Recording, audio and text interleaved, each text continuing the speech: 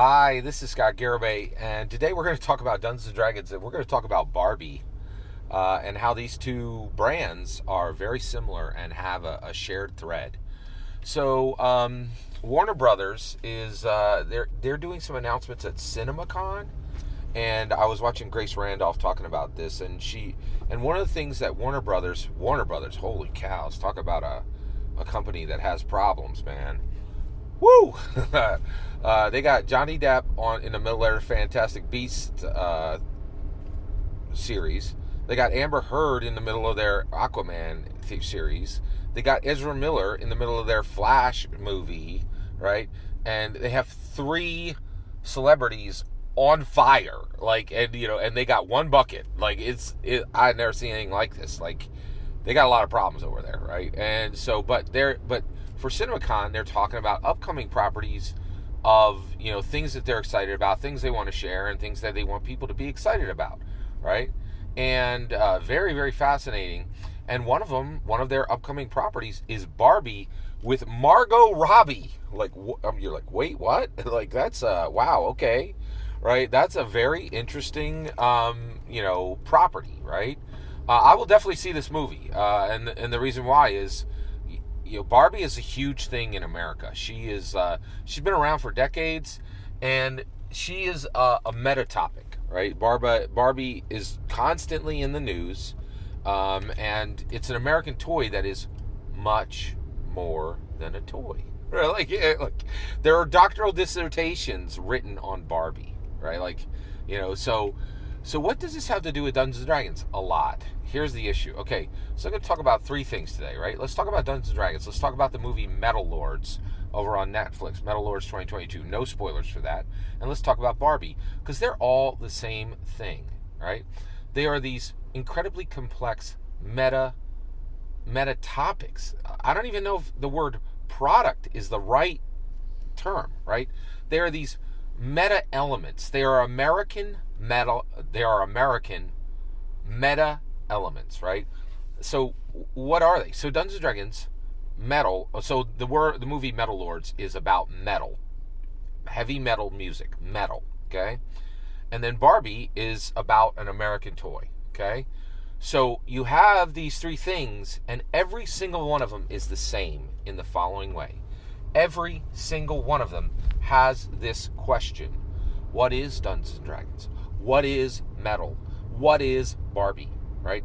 And if you ask 5 people that are deep into these things, they will give you 5 different answers, right? And so there is a question, there is a mystery, there is an enigma around what is the base nature of the thing, right? And Barbie is very much in this vein, right? And so there's this movie coming out, and there's a ton of, it trended massively. Barbie trended yesterday bigger than there was coming out of CinemaCon. There was the Batman 2. They announced the second movie, and Barbie trended higher than Batman, right? Yes, you heard that right?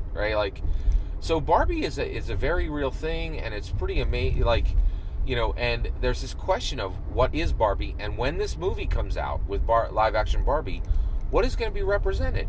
And what's that going to mean to the 8-year-old girl who's playing with a Barbie now, with the 28-year-old girl who actually collects Barbies now, and the 58-year-old girl or guy, right, who has half a house of Barbies and buys and sells and trades them, right? Is it going to capture the Barbie issue, right? Now, what this has to do with is this circles back. We are in the middle of this, right? What is metal? What is D&D? What is Barbie?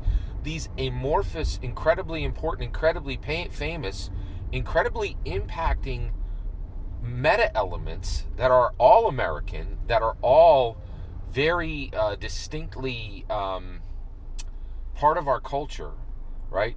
That have financial impacts, political impacts, cultural impacts, sociological impacts. And this question is here for all of them, right? and they're all tied, and they so the communities are very different, but they all have the same central question. And one of the things I want to talk about today is just what it means for us as people in communities. So we're in the D&D community. There is a Barbie community. There is a metal community. And these things are discussed very deeply and very distinctly and very frequently and with high complexity around the question, right? Now, I'll say, so for D&D, what is D&D, right? I have one of the most unique views of what D&D is in the world. I'm going to state it now. I've said it before. I'm going to state it again, right? It is my humble opinion that Gary Gygax was born during World War II. He witnessed 2 nuclear detonations in his lifetime. He witnessed the Korean War. He witnessed the Vietnam War, all before he created Dungeons & Dragons. I think he saw the absolute terror, the absolute chaos, the absolute distraught nature of humanity, and he specifically built a human improvement engine. And because he was a genius, he knew if he told people, hey, I've built a human improvement engine, it's going to help humanity evolve intellectually, no one would touch it with a 10-foot pole, right? But if he disguised it as a game, people would interact with it and would be improved, but never even understood what he had accomplished or where he was taking humanity to, right? So that's I don't think anybody else in the world believes that, right? I believe it, right? And I have evidence, and I presented that evidence here on this channel. I have a uniquely specific view of Dungeons & Dragons. All that is my humble opinion, right? But I think that's what Dungeons & Dragons is. But you have a view of what Dungeons & Dragons is. And that is very different than if you just turn to your right and you talk to your next player. They probably have a very different view of what Dungeons & Dragons is to them, right? And so I just want people to reflect. Oh, and that is really incredibly interesting. I also want to talk about the cost of the view of each of our views of what Dungeons & Dragons is. I have paid a terrible cost for having my opinion of Dungeons & Dragons and speaking it publicly, right? I can tell you right now, I have suffered significantly. I've suffered the loss of 2 friends over my opinion of Dungeons & Dragons. I have suffered absolutely horrific insults and threats against my family for my opinion and on Dungeons & Dragons, and I was recently doxxed because of my opinion on Dungeons & Dragons. Like, it is horrific. Like, you can pay a terrible cost if your opinion of a thing is different than the community's, right? And the reason why I'm saying that is not for you guys to go below and say, hey, Scott, we have sympathy and empathy for you. I know there are a number of you who will do that, who will want to do that immediately. I'm literally asking you not to. And the reason why is every time that happens, all the haters just jump in and say, this was the reason you did this. I'm not saying that now. I'm saying because we are in this thing, we are in a meta element, right? Where if you have a view that's different than others, you need to be warned, right? So one, be very careful. So I think you all should be speaking publicly about what you think about D&D or anything you're passionate about. But as you go forward, be warned. Think very carefully if you want to publicly speak, because there's a cost to public speech, right? That's very real, and it's getting sharper and higher than ever before, right? And then in addition to that, I want you guys to understand that that if your opinion is different, you have this distinct.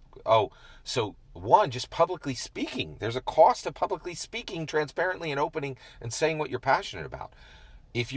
And then secondly, if your opinion is upsetting or frightening to other people, there's a multiplier on that cost. So just be aware of that. And it's because I have encouraged everybody here in saying, I really think it's important for there to be a public view of Dungeons & Dragons, and for that public view, for everybody who has something significant to say it publicly and be transparent and be bold in what you say. I also want you to understand there is a cost. So measure that cost. And if you decide not to move forward considering that cost, that's completely fair. I get that. So I just wanted to put that out there. But I also wanted us to realize we're also not alone. Dungeons & Dragons is not alone in this. We have this huge question. What is Dungeons & Dragons? They're asking the same question. What is metal? What is Barbie? Now, our thing is far more important than Barbie and metal combined, right? Dungeons and Dragons is massively important, and I really feel it is. Dungeons and Dragons is the palanquin that moves human intellect forward, going from 1974 into the future, right? From 1974 until 3174, right? Like, it is huge, right? And I just wanted to talk about this because we are not alone in this deep philosophical question. It's not just us, right? It's more important for us than anybody else, but it's not us alone in this corner. So those are just my thoughts on Dungeons and Dragons and Barbie. And I'd love to hear your thoughts on Dungeons and Dragons and Barbie. Thank you. Please consider like subscribing and have a wonderful millennium.